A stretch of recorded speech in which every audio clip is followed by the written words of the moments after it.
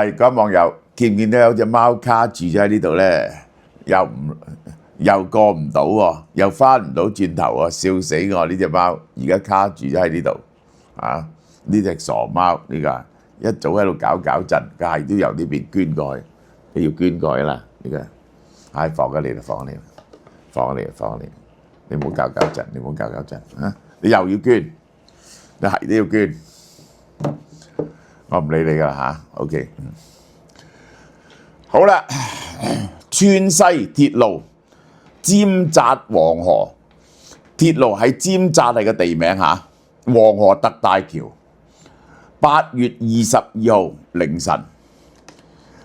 晨3點10分重大施工事故，16名工人進行鋼絞索張拉作業嗰陣時候，鋼索斷裂。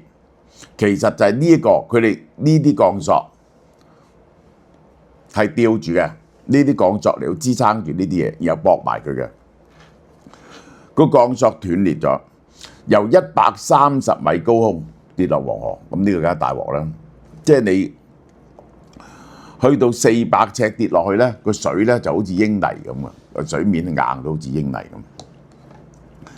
有15個人做嘢，結果就係12個人即刻死咗，4個人失聯，都係凶多吉少噶啦。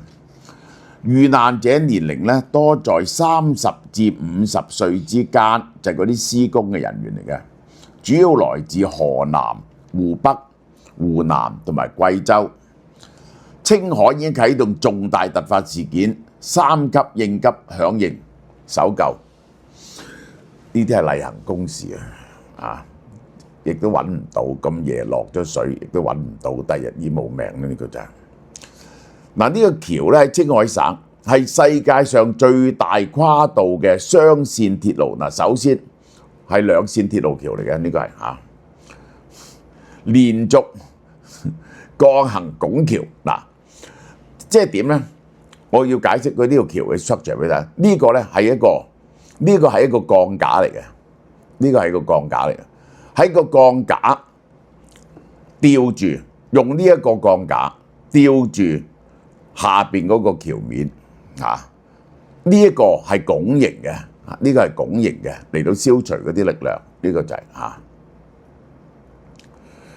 總長1596.2米，呢個主跨366米，係中國第一道跨越黃河鐵路嘅鐵路鋼行拱橋。呢個就係第一度咁做嘅。呢啲唔係 suspended bridge， 亦都唔係，佢係咁樣嘅 suspended bridge， 用上邊嗰個做力，同埋有用鋼架兩邊力夾埋嘅，上邊係拱形嘅。呢個就係嗱，大家睇見啦，呢個上邊呢個造成呢個拱形，呢個拱形咧，呢條一條條咧就拉住下邊個橋面。呢個大橋嘅拱頂距水面130米，40層樓咁高。6月已經封頂噶咯，6月已經做到最高點噶咯。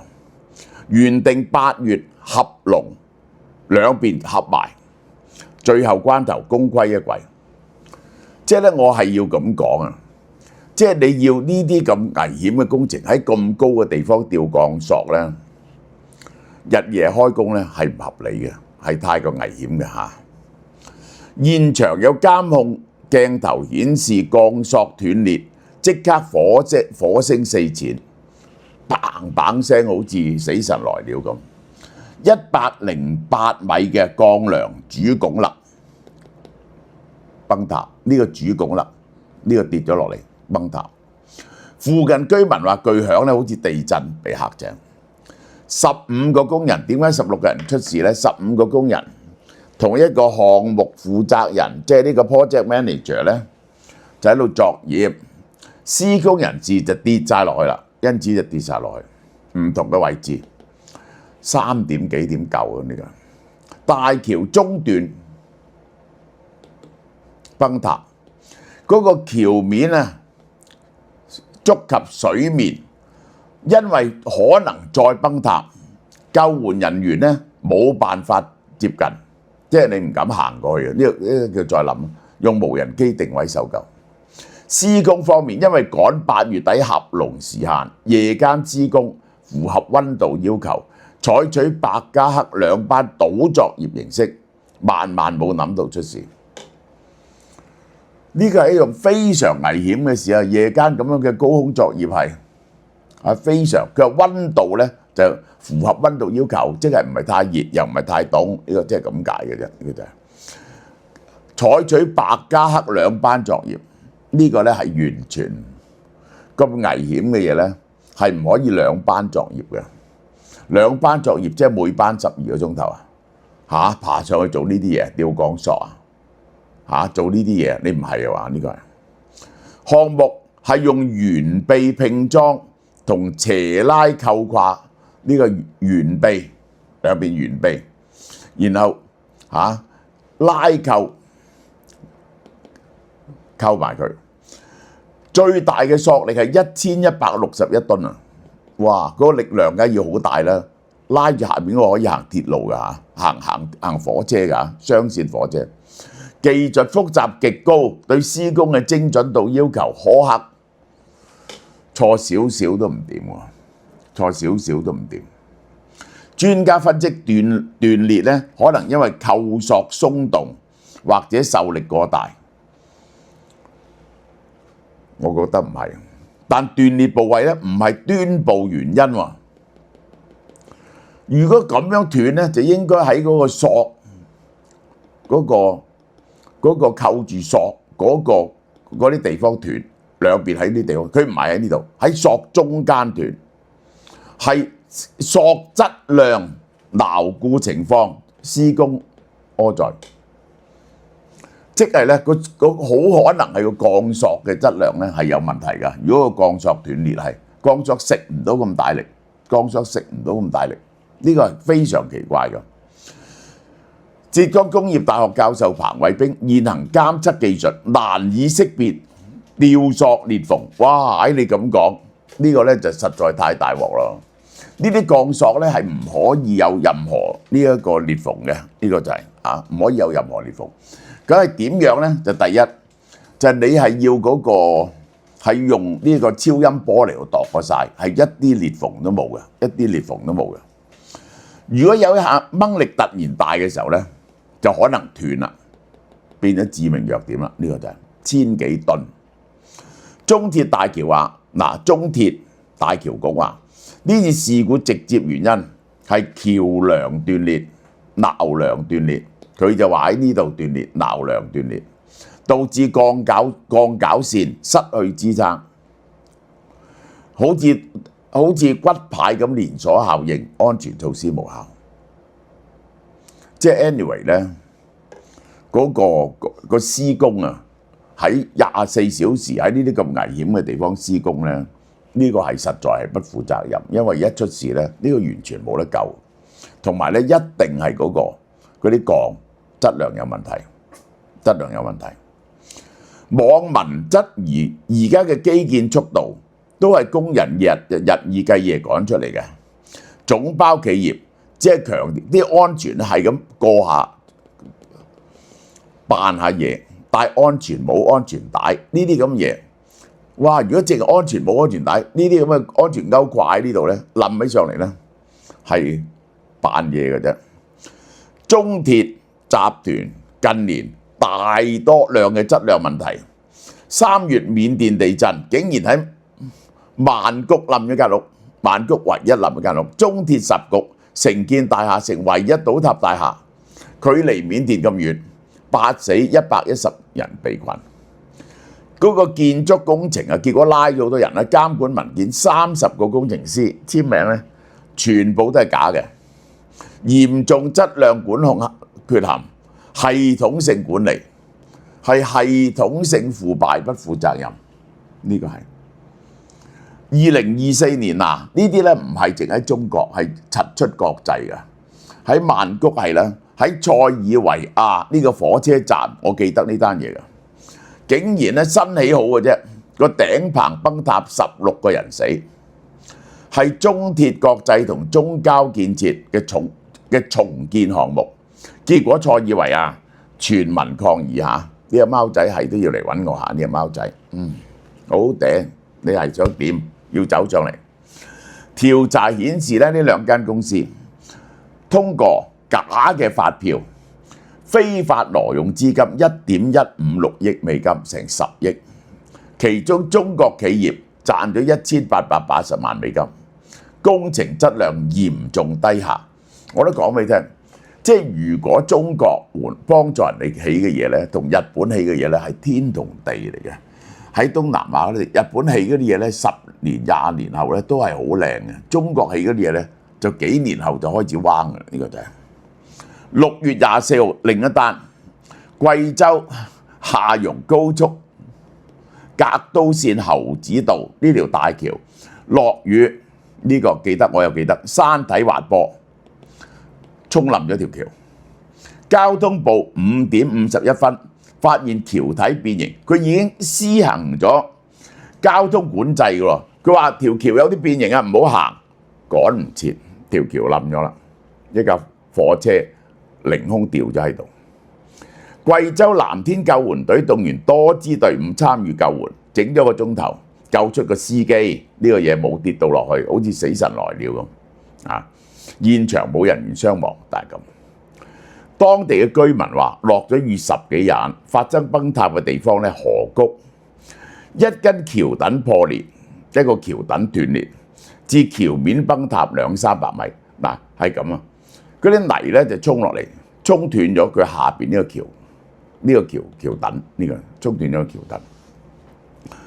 好啦，另一單嘢啦，8月7號新疆伊犁州超蘇縣下塔景區，嗱呢啲咧係貨遊客嘅將軍橋傍晚6點18分發生橋索斷裂，呢啲吊橋斷裂，造成橋面傾斜，29個遊客跌咗落去，都算大鑊咯。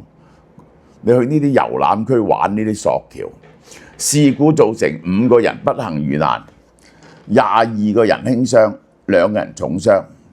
有一個網友咧自己話當時咧喺橋上傾偈，忽然之間一爭斷裂，呢邊斷裂。砰！嗱，你睇下，斜咗，倒咗落去。現場目擊者將軍橋咧，本來就會喐嘅，呢啲橋係會喐嘅。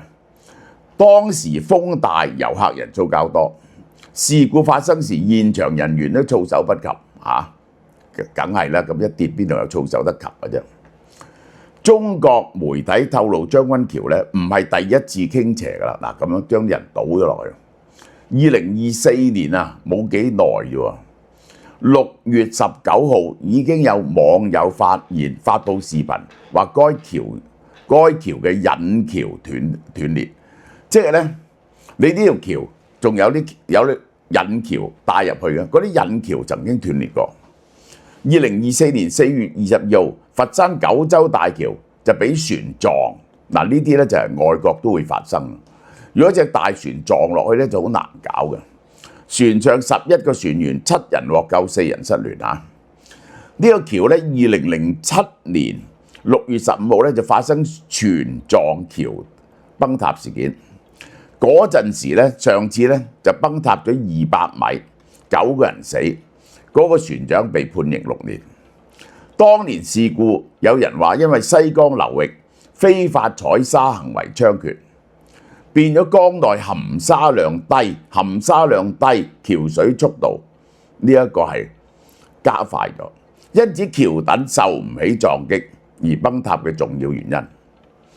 九江大橋最大鑊咧，呢條橋咧係剛啱整翻嘅啫，經歷2年耗資1.4億嘅修復工程，取消原有橋墩，增大跨徑以提高防撞能力，呢個係。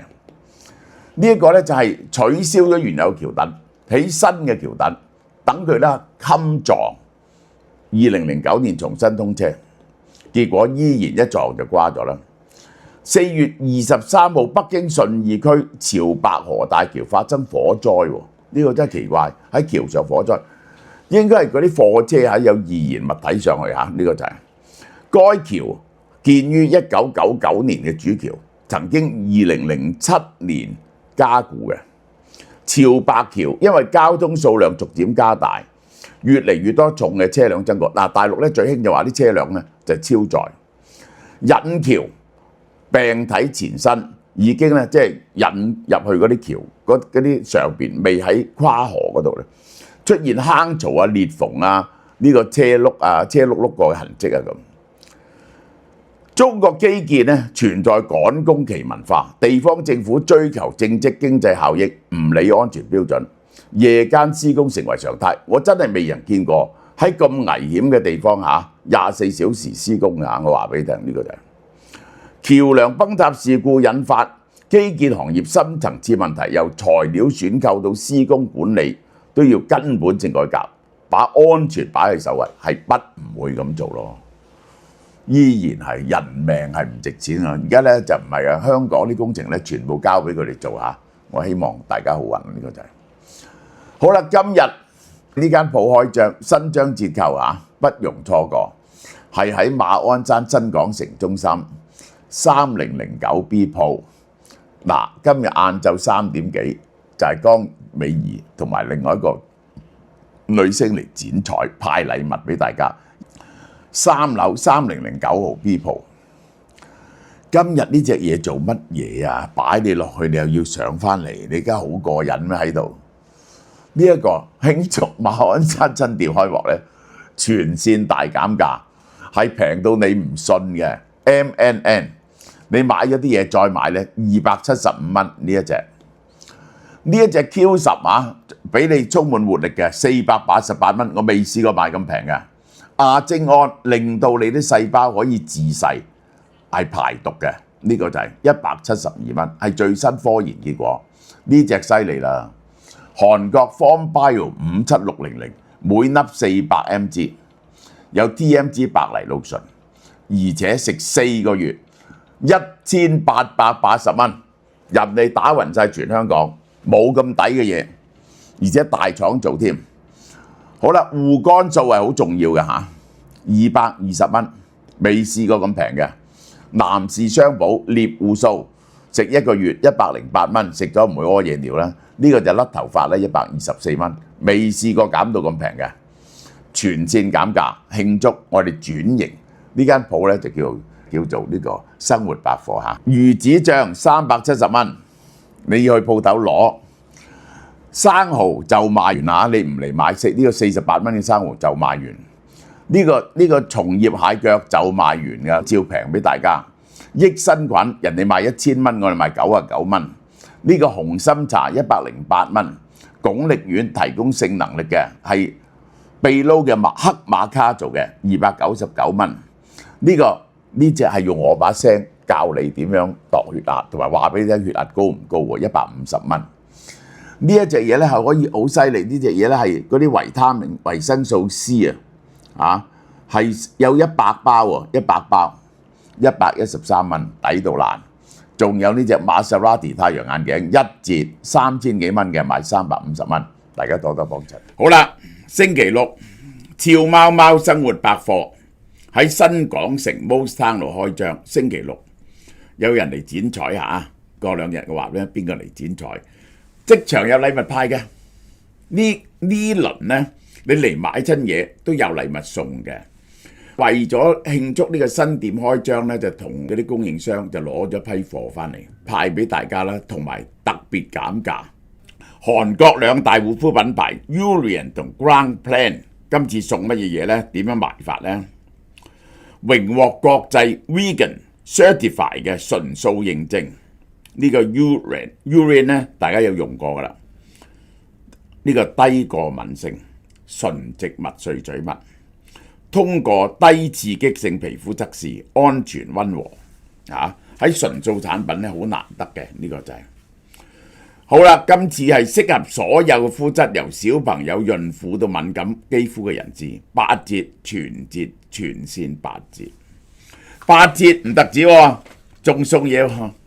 嗱，講你都唔信，送一個咧好幫助你減肥同埋營養嘅 FormBio 嘅 CCA 果汁10 gram 係有14包嘅，每日飲1包咧就好有益。呢樣嘢幾多錢啊？118蚊，8折呢啲嘢本身都係百零， 200蚊嘅啫喎，送個果汁俾你喎。我就想大家真係試下呢隻嘢，我用過呢就真係好嘅。好，另一隻韓國大牌 Grand Plan 係韓國專業美容研究所嘅天然植物護膚產品嚇，主要成分主要係金柳梅，特別水潤嘅，用完之後呢皮膚白滑。韓國女團 Blackpink Jennie 御用化妝師指定使用嘅氣墊，能夠打造自然水滑、水潤飽滿嘅肌膚質感。嗱，呢啲呢就係9折，都係100-200蚊嘅嘢，9折每買一樣送一支 UniB 蜂膠全效牙膏，價值55蚊。呢個係一個護膚盛事嚟㗎嚇，大家記住呢個嚟買啦，呢個就係嚇。